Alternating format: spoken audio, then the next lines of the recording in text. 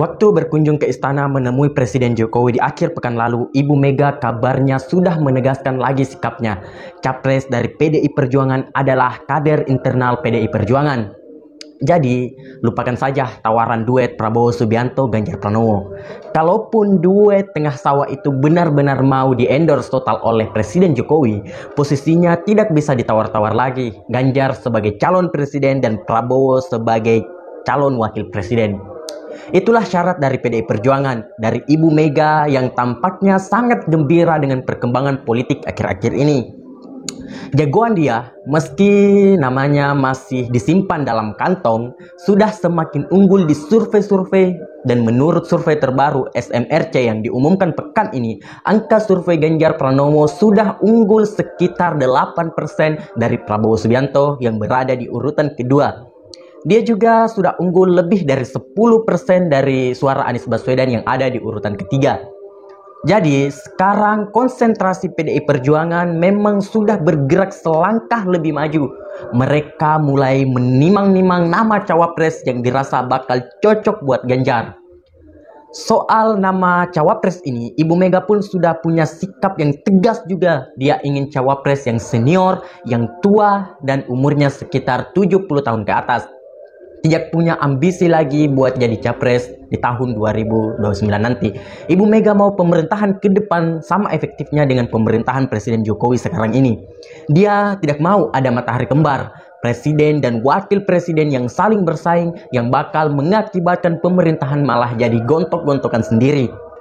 Hadirnya sosok Prabowo Subianto buat mendampingi Ganjar Pranowo sebetulnya sudah benar-benar dirasa sangatlah ideal. Memang kalau ada chemistry yang cocok antara PDIP dan Gerindra sebelum mereka pecah kongsi di Pilpres tahun 2014 lalu. Dan sekarang kondisinya sudah mulai membaik lagi. Hubungan Prabowo dan Megawati ini sebenarnya sudah sangat panjang. Bahkan menurut kabar, Gus Dur dan Megawati yang pernah mengembalikan Prabowo ke Indonesia masuk ke dalam dunia politik setelah sebelumnya ia dipecat dari tentara dan terpaksa mengasingkan diri ke Yordania. Karenanya wajar pula dia seorang Prabowo Subianto menaruh prospek yang sangat tinggi kepada Ibu Mega dan juga kepada Gus Dur. Sekarang ini usia Prabowo sudah menginjak 71 tahun, sudah cukup tua untuk mengajukan diri sebagai calon presiden. Dan 6 tahun ke depan di tahun 2029, di saat Pilpres 2029, umurnya sudah 77 tahun, sudah benar-benar waktunya memasuki masa pensiun yang tenang. Prabowo adalah cawapres yang ideal buat Ganjar. Di Pilpres tahun 2024 nanti, kalau benar-benar kejadian, pasangan ini bakal diramalkan akan menang Pilpres dalam satu putaran, siapapun lawannya kelak. Sebagai alternatif, nama Prabowo Subianto kita sudah pernah membahas di sini soal Basuki Hadi Mulyono, Menteri PUPR kita. Tanpa banyak diketahui orang, dia ternyata adalah kader PDIP juga. Basuki adalah menteri yang sangat populer dan dikenal sangat merakyat. Ini kelebihan dari seorang Basuki di mata para pemilih. Makanya belum lama ini PDIP mulai cek ombak seberapa diterimanya nama Basuki oleh masyarakat bila diduetkan dengan Ganjar. Maka sebutan duet Uban pun mulai mengeruak. Sekarang ini usia Basuki sudah memasuki 68 tahun. Hanya 3 tahun lebih muda dibandingkan Prabowo. Karena dia juga dikenal tidak suka neko-neko, Basuki dianggap ideal buat jadi pendamping Ganjar nanti. Sebagai seorang problem solver yang ulung, Basuki akan bisa banyak membantu Ganjar dalam menyelesaikan sebuah masalah-masalah yang perlu diawasi secara lebih detail. Bila mengajukan nama pasangan Ganjar Basuki, maka fix PDI Perjuangan maju sendirian tanpa koalisi di Pilpres 2024 nanti. Tapi ini pastinya tidak menutup kemungkinan partai-partai lain bakalan bersikap realistis buat tetap bergabung dengan duet unggulan ini, demi mengamankan posisi untuk tetap berada dalam pemerintahan mendatang. Tokoh senior ketiga yang juga potensial buat menjadi pendamping Ganjar Pranowo adalah Erlangga Hartarto, Ketua Umum Partai Golkar. Kelebihan dari Erlangga adalah partainya yang besar itu. Mereka bisa menjadi pengaman yang solid di parlemen. Selain itu, Erlangga ini punya latar belakang ekonomi. Sekarang dia menjabat Menteri Koordinator Perekonomian. Inilah kelebihan Erlangga dibandingkan calon-calon lainnya. Dia bisa membantu Ganjar dalam menghadapi geopolitik ekonomi ke depan supaya Indonesia tidak jadi mainan dari bangsa-bangsa besar lain. Soal pemahaman ekonomi, ini yang jadi catatan penting di mata Presiden Jokowi. Soalnya dia tahu Ganjar kurang menguasai soal investasi dan perdagangan internasional. Sekarang ini umur Erlangga 60 tahun. Ini sebetulnya tanggung. Dia belum tua-tua banget. Sehingga ia masih memiliki ambisi nyapres di tahun 2029 nanti.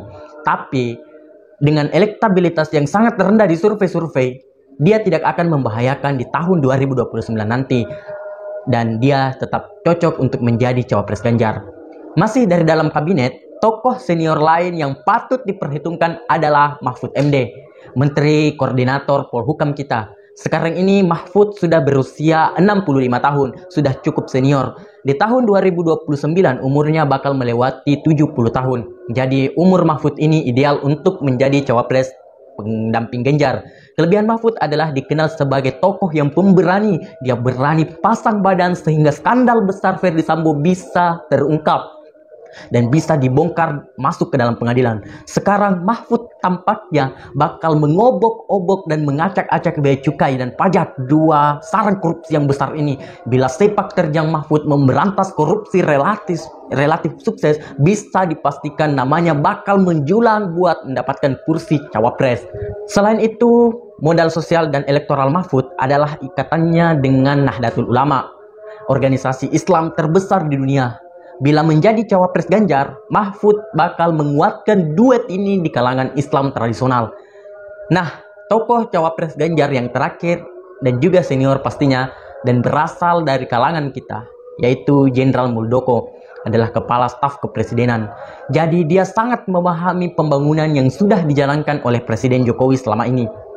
Dia adalah jenderal tertua di antara nama-nama potensial dari kalangan TNI di luar Prabowo Subianto. Sekarang ini umur Muldoko sudah 65 tahun, sama dengan Mahfud MD. Kelebihan Muldoko adalah selain posisinya yang sebagai kepala staf kepresidenan adalah latar belakangnya di tentaraan.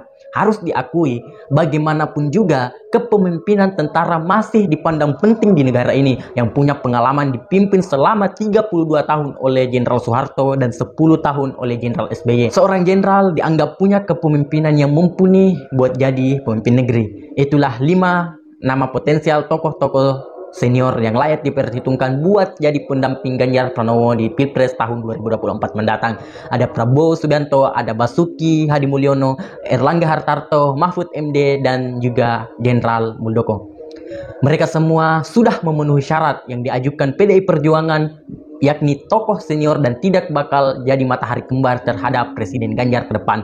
Masing-masing punya kelebihan dan kekurangan.